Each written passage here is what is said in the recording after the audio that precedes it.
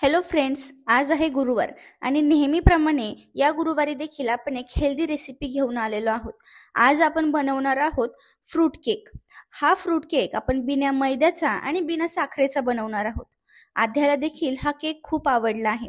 तुम्हाला देखील तुमच्या बाळाला हा केक बनवून द्यायचा आहे का? चला तर मग रेसिपीला सुरुवात करूया। बनवण्यासाठी आपल्याला एका पातेल्यामध्ये बारीक चिरलेले बदाम घ्यायचे आहेत, काजू घ्यायचे आहेत आणि अक्रोडचे तुकडे घ्यायचे आहेत, तसेच मनुके आणि टूटी फ्रुटी घ्यायचे आहे। याच्यात एक सिक्रेट इन्ग्रेडियंट म्हणजे ऑरेंज ज्यूस टाकायचा आहे। साधा फक्त ऑरेंजचा हा रस काढलेला आहे। तुम्ही मोसंबी देखील वापरू शकता आणि एक रात्रभर हे सगळं छान भिजत ठेवायचं आहे। जर तुम्ही सकाळी हे केलं असेल तर 5 ते 6 तास भिजत ठेवलं तरी चालेल। तर फ्रूट केक बनवण्यासाठी आपण इथे गुळाचा वापर करणार आहोत। साखर देखील वापरू शकता, पण हेल्दी ऑप्शन गुळ आहे। 1 वाटी गुळ घेतलाय तर 1च वाटी पाणी घ्यायचं आहे आणि आपल्याला इथे गुळाचा पाक वगैरे बनवायचा नाही, फक्त हा गुळ वितळवून घ्यायचा आहे। यामध्ये मी एक दालचिनीचा तुकडा टाकते। छान गुळ वितळवून घ्यायचा। तुम्ही बघू शकता गुळ छान वितळलेला आहे। आता आपण हे काढून घेऊयात। आता एका बाउल मध्ये हे जे गुळाचं मिश्रण आहे ते गाळून घ्यायचे।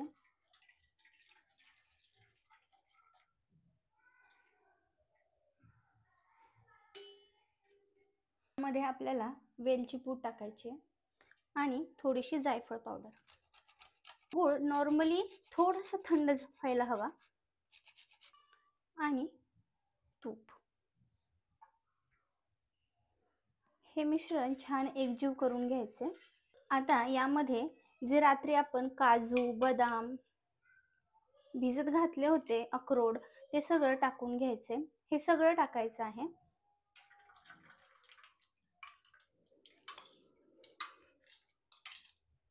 मिक्स करून घ्यायचे। पाहू शकता रंग किती छान आलेला आहे आणि हे आपले काजू, बदाम सगळे छान पद्धतीने भिजलेले आहेत, जेणेकरून आपल्या फ्रूट केकला चव एकदम मस्त येईल। आता यामध्ये 1 वाटी बारीक रवा घालायचा आहे आणि यानंतर एक अर्धी वाटी अजून घालायचा आहे आणि हे सर्व छान मिक्स करून घ्यायचे।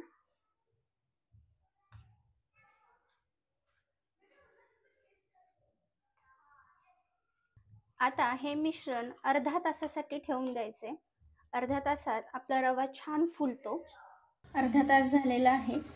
आपला रवा छान मुरला आहे आणि फुलला पण आहे। मी हा कुकरचा डब्बा घेतलाय आणि ह्याला गव्हाचं पीठ लावून घेतलंय। तुमच्याकडे जर केकचा टीन असेल तर तो तुम्ही यूज करू शकता। हे मिश्रण यात टाकून घ्यायचं।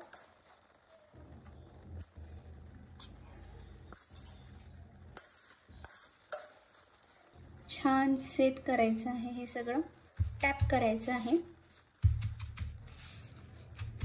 आता आपण गार्निशिंगसाठी टूटी फ्रुटी वापरणार आहोत। तुम्ही काजू, बदाम, चेरीज काही वापरू शकता। छान कलरफुल असा केक दिसतो।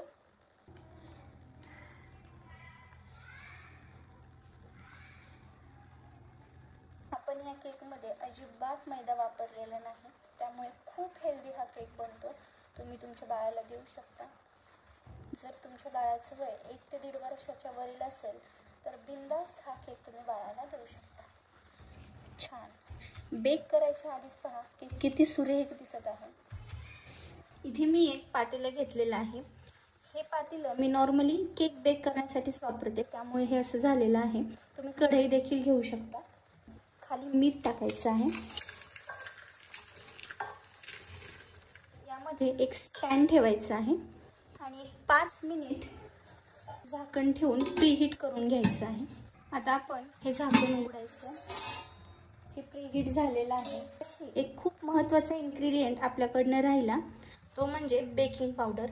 याच्यामध्ये 1 चमचा बेकिंग पावडर टाकायची आहे किंवा इनोही टाकू शकता। मी टाकलेला आहे याच्यात। आता हे ठेवून देऊयात। आता हे झाकून ठेवायचं आहे। 15 ते 20 मिनिटांनी एकदा चेक करायचे। 30 मिनिटांनी बरोबर आपण हे ओपन करणार आहोत। आपला केक छान फुललेला आहे. त्यामध्ये तुम्ही अशी सुरी घ्यायची आहे आणि इन्सर्ट करायची आहे. जर कसं काही लागलेलं नाही आहे सुरीला तर आपला केक छान झालेला आहे. आता तुम्ही हा काढून घेऊ शकता.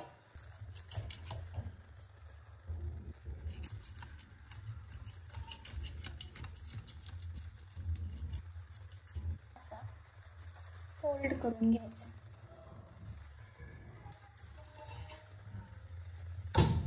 याच्यावर असं सिंपल हाताने टॅप करायचं फक्त. तुम्ही पाहू शकता आपला केक किती छान तयार झालेला आहे.